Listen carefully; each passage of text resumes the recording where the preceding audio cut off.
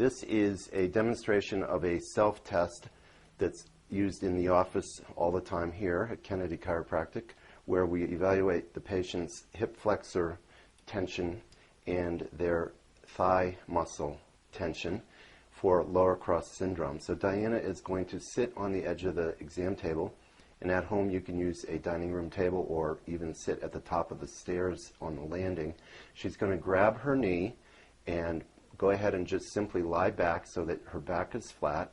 She pulls that knee to the point where her spine is flat against the surface. That sets the pelvis in the right position for the test. And then we're basically looking at the downside leg, and we're looking to see if that knee is down below the hip, which it is in this case, or if it's up a little bit.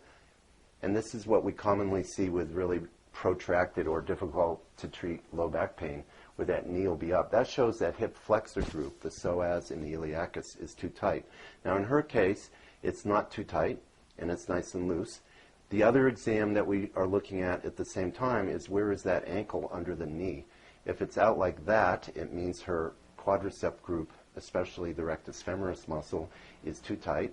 And if it's down under, straight down, when she's just relaxing and letting everything hang, this is a good indicator that her rectus femoris, which is a quadricep muscle, is properly elongated on the left. Now, you don't need to get up for this. You simply change legs, making sure your spine is flat again, and have a friend look at your knee position in relationship to your hip. It should be lower or at least at the horizontal, preferably lower.